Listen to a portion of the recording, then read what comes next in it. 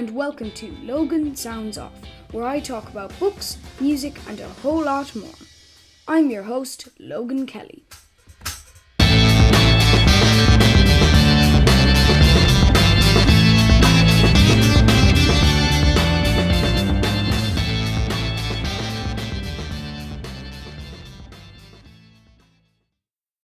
So we'll get started.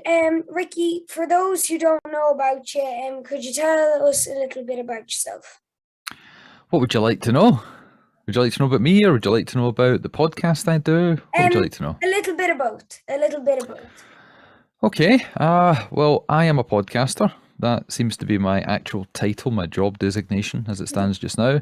Started my first podcast, my only podcast, coming up for nearly 4 years now, 3.5 years I think it is, and it is to do with watches. That sounds kind of boring to most people, but when you get into any kind of hobby, once you get past and pull back the layers of the onion, you start to find what makes it interesting to a whole load of people. And when it comes to watches, I just love mechanical things. I'm into motorcycles, I'm into technology, I'm into cars. Back in the day, I used to have a performance car, I used to tune it, I had nitrous, was right into Fast and the Furious. And then when I got into watches, I was a little bit older, I just fell in love with the mechanisms, the having the heartbeat on the wrist, that engine on the wrist there. And it's an amazing world that I knew nothing about 5 years ago, but I'm totally entrenched in just now.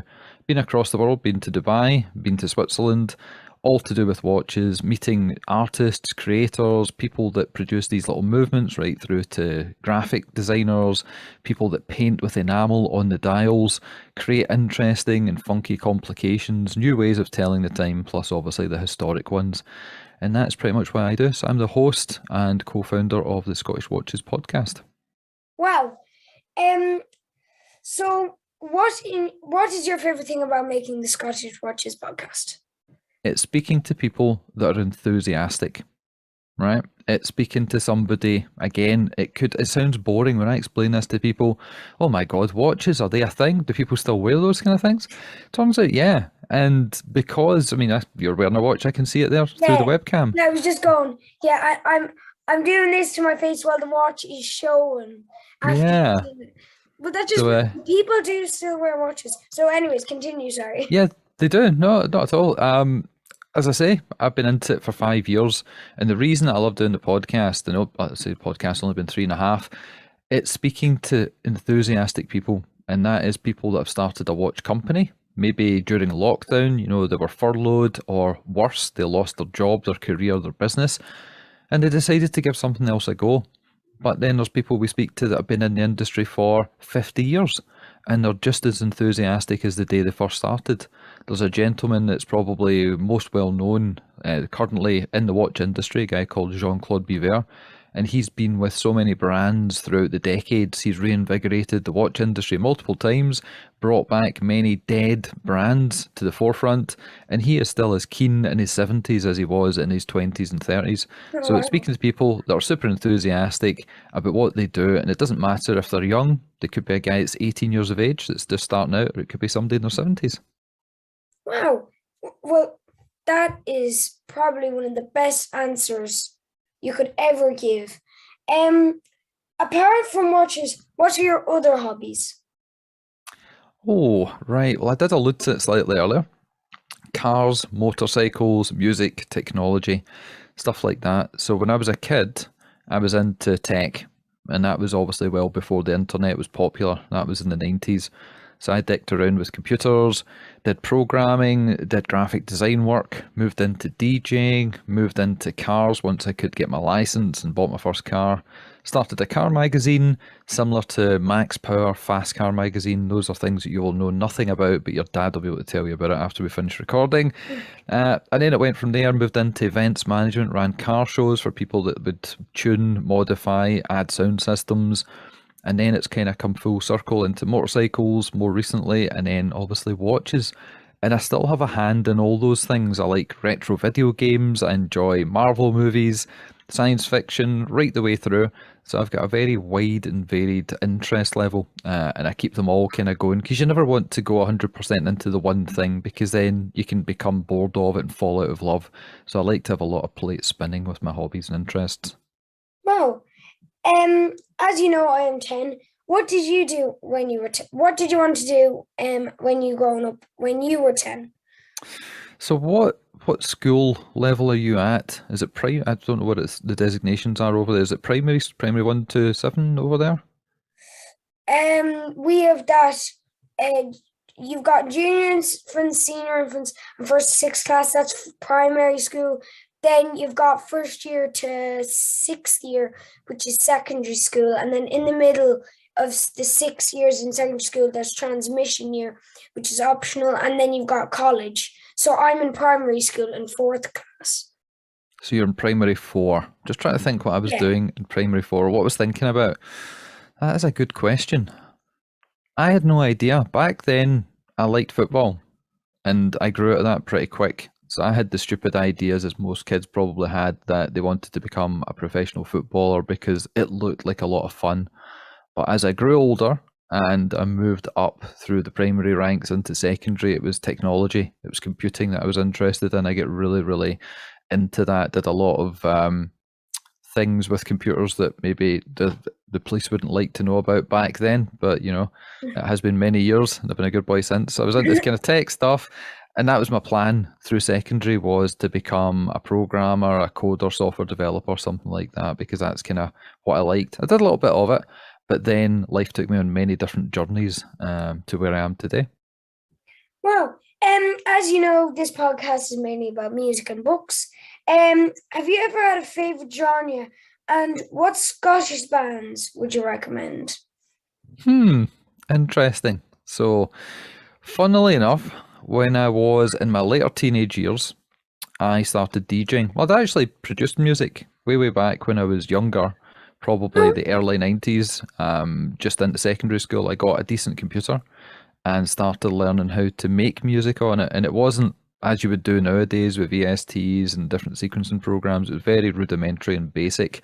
But I learned using 4-channel mod tracking software, a bit like Octamed or Pro Tracker on the Amiga. I did things on the PC with Scream Tracker, Impulse Tracker, and I did music creation there. Had you could call it a band, and we did actually go to events and played basic electronic music at a very fast BPM, which was good. Then I moved into DJing when I was 16, 17, did the nightclub scene here in Scotland, gave it up for a little bit, and then probably around about 2009 to 2012, I get back into music, and I was actually DJing with some decent sized stars, like Armin van Buuren, Sash, Fragma, Entrance, some of the sort of old school classic dance acts that were kicking around in the UK.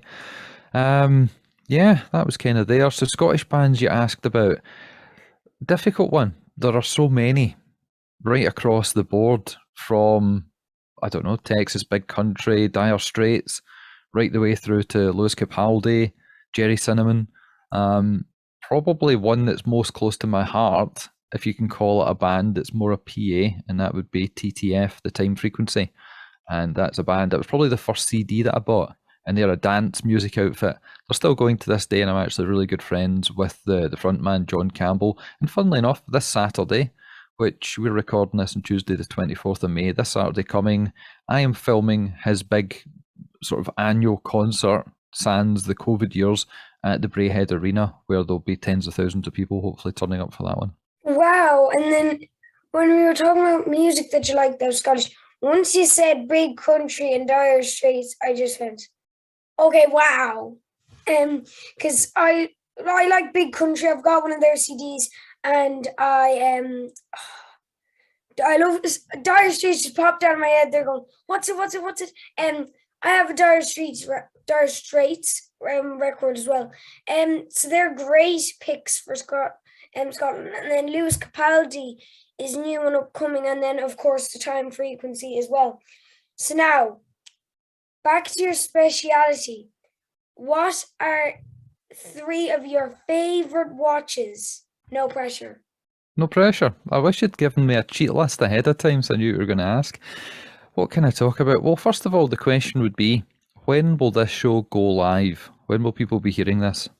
I don't know, but probably in the next week, in and around. Maybe less, probably a day over, I don't know. Okay. In and around that, yeah. What? Would you like an exclusive? What? Oh wow. I have got a watch in front of me that is not released yet. It only arrived today. Now I can't say this is my favourite watch because I've only had it to play with for a little bit of time. But No way. I took it outside today because it arrived when it was sunny in Scotland. This doesn't happen very often, and your listeners will know this if they know anything about the country that I live in and was born in. And this is from a company called Fairer. What makes this watch unique is the fact that it has got a baby blue coloration to it. It's got a frosted bezel. It has got a wave filament dial. It has got applique indices. And the way that it all comes together, all the colours come together, it looks fantastic. So of the watches we've been sent in, because we get sent in loads every week or two to review and talk about in the show, that's probably my favourite's been in for a wee while. Of my own watches, my three favourites, because this one doesn't count, this is somebody else's watch. My three favourites currently, number one is the watch that kind of got me into the hobby and kept me in the hobby. I bought a watch. The reason it all started was I had a spare bit of money sitting. I was in my 30s. I had bought a house, I'd bought a car, I bought a motorbike, and I thought to myself, what does a man buy next? Because if you're a woman, you can buy handbags, you can buy necklaces, jewellery, shoes, you can collect all that kind of stuff. Guys, it's a little bit more narrow focused. And my dad always wanted to buy a nice watch, but we could never afford it growing up. So I decided I would take some of the money that I had sitting and buy a nice watch. So I bought a Rolex GMT Master. It was a 1999 edition, so kind of vintage. And the reason I got into the hobby was I bought the watch, took it home, and it didn't work right. Now, instead of just taking it back to the shop and saying, I want my money back, this isn't right, I thought, well, I'm kind of mechanically minded. I'm sure I can get to the bottom of this myself. So I went on the internet, used Google, and then found this ecosystem of people that were interested in watches that talked about them in a very passionate way. And I started to find out what was wrong with mine. It needed to go back. It could have been repaired, but you know, when you're spending a lot of money on something, you want it to be right first time. You don't want it going back and forward. But my interest had been piqued. It started to learn, and that watch did go back. And the watch I ended up with was a newer model of the same watch, which is the Rolex GMT Master 2. And it's known affectionately as the Batman because it has got blue and black colours, a bit like the Batman in the original comics. That's one of my favourite watches, probably my favourite watch. I've had it for 4 or 5 years, would never sell it, even though it has dramatically increased in value. That's not the whole point of watches, but it is a nice side benefit. So that's number one. Number two is another blue watch, funnily enough. It's my favourite colour. A bit like your bedroom that I can see in the background. There's a lot of blue going on there. Blue everywhere. We got a lot of blue in this interview. Oh, there definitely is. It's the second one is called the Tourbillon 1. It's from a brand called Arage. They're based out of Switzerland, BLBN. And over the past few years, I've grown very fond of the brand and the people that run it because they're very down to earth. They're a bit like us, a bit like the Scots, a bit like the Irish. They just love the banter. They're right into it. They don't have any airs and graces. It's all about having fun. That'd be my second choice. And my number three is not a blue watch. It's a red watch. It's actually called let me think, how do I call this? It's the Mad 1 Red Edition. Limited edition, released just a couple of months ago there from a company called MB&F. And they're predominantly known for creating very, very expensive watches. We're talking the price of a house type watches. You know, £100,000 is not not to be sneezed at. That's roughly where they're sort of pegging their watches. Thankfully, the one I got does not cost anywhere near that. The reason it was created was that the guy that runs MB&F, Max Busser, because MB&F stands for Max Busser and Friends, he noticed that the people that work for him perhaps couldn't afford £100,000 on a watch, and his friends and his associates, they couldn't really stretch to that. So he created a watch that was around about the £3,000 mark, £3,000 mark. Still a hell of a lot of money, but a lot less than 100,000. So he released that in very limited numbers. I got mine roughly 3 weeks, a month ago, and it's pretty much not been off my wrist because it is pretty fantastic. And if you like, I know the listeners can't see this, but they can obviously check your show notes or they can Google for it. If you give me 1 second, actually, I can go and... We put up videos on YouTube, so they will be able to see this. Oh, right, okay. In that case, would you like me to go and get the watch and show you? Of course, of course. Right, and you'll edit this little bit out, will you? Yes, we'll have this. We'll have this gone. Excellent. 2 seconds. So this one here is called the Mad 1. Oh right? So intricate in design. Wow. And if I am to give it a little bit of a shake, you can see the front of it starts to spin. That's beautiful. So the way this works is usually the front of the watch is where you tell the time. And that spinning thing, when I do that, that's the rotor. That winds up the mainspring. That's what powers the actual mechanism inside. So it doesn't use a battery, doesn't use a dynamo or an alternator style arrangement. This basically winds up a mainspring that holds the power and releases it slowly across the course of a day or two. And the way you tell the time is not from the front, it's from down here. And it is difficult to see on the webcam, but, and I haven't set the time, so don't try and read the time from it. But basically, the top number is there. So I think that says 10. And then the number below it, which, let me just quickly look at it. Yeah, it says 15. So the time there, where little dash is in the center, is 10:15, if this was obviously showing the correct time. And it's so much easier to read, and I'll show you why, because when you're usually wearing a watch, as you are just now, you have to look down and twist your wrist a little bit. So if you're in a meeting or you're with somebody and you're getting a little bit bored and you're checking the time, you have to kind of do this and look. And even if you're careful, you can still be spotted as checking your watch to see if it's time to go yet. Whereas when the watch has got the time on the side, you just have to have your hand normally and you just look down and you can see the time. So you don't have to do that. So it's easier. Yeah, you just be leaning and you'd be looking. Yeah, that's very smart. It is. It's a smooth move. I bet you the man who made that was in a lot of meetings. Yeah, oh, he is. He is. But no, Max is a great guy. Got to meet him once already, and I've spoken to him multiple times. I've interviewed him on my own podcast, I think 2 or 3 times. And for a man that works with such high-level equipment, intricate mechanisms, and the clientele that are millionaires and billionaires, he's so down to earth. It's just another reason why I love dealing with people within this industry and this community, because they're so approachable. Wow. Have you got any tips for YouTubers or podcasters? Yeah, sound is everything. So one of the big things that we talk about on our show, we actually try and help people that are looking to create themselves. So we have on fantastic professional photographers. I'm a professional photographer. I forgot to tell you that. I also used to do wedding photography as well. So I've done everything. There's nothing I've not done. I've had a wide and varied career path.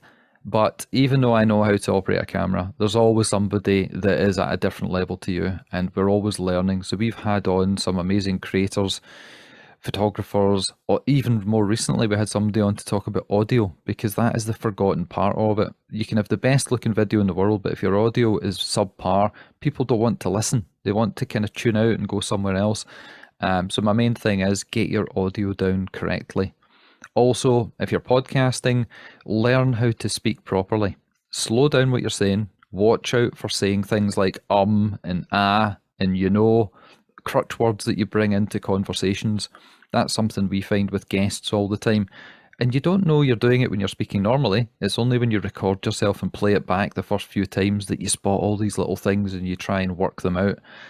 Those are my 2 sort of main takeaways from it. Slowing down, watch your pronunciation, think ahead, try not go and ah, and use a good quality microphone. Or if you've got a bad quality microphone, be in a good room that's nice and quiet, it's not echoey, and you're quite close to the microphone so that the room noise doesn't overwhelm the listener. Those are my sort of takeaways. I've actually got another question for you. So I've got my microphone here. It's not the greatest, as you saw before the meeting where I was on the fritz. But do you recommend this yoke here? I got it as part of my microphone, and apparently it's really good. But for a guy who's into audio, would you use this? Right. What is it you've got in front of you? Tell us what you've got. So this is the microphone here. Sorry. It's studio microphone. And I've got this over it, like a dust cover. Yeah. And apparently, when I got this, people would say to me, oh yeah, when you're talking, it helps with sound. Does it? Yeah, 100%. What you're talking about there is what looks like, what would you call that? A pair of tights stretched over a tennis racket, right? And what that is a pop filter. That will take the sound pressure from your voice. So sound is a pressure wave, a sine wave, but you also have the actual movement of air, and it's the movement of air that stops. So if you were to speak directly into a microphone and say p, p, or b, b, you can feel the pressure of the actual air coming out. You don't want that because it hits the microphone and creates a really loud noise that's really disconcerting to listeners. That there allows the sound to go through, but not the wind. It deflects the wind away. So it's a very useful thing, and I'm glad that you've got that because that's something that even professionals forget to use sometimes. I don't have one on this because I've got a big hairy muff right on the front here that protects the diaphragm from wind. And I'm also speaking kind of past it, so it picks up the sound from the side instead of the air pressure going forward. So the way you've got your setup is ideal. And if our guests could learn anything from you, that would be it. Thanks. I just wanted to ask that. But anyways, I'm out of questions. Oh my God. Okay, I forget what I want to say. Anyways, thanks for being able to talk to me, and I hope we'll be able to talk again. Thanks, Rikki. Thank you very much. Speak to you soon. I hope you enjoyed listening to this episode of Logan Sounds Off. You can follow me on X, Facebook, and Instagram at Logan Sounds Off. And don't forget to subscribe and not miss any more cool episodes. Bye, guys!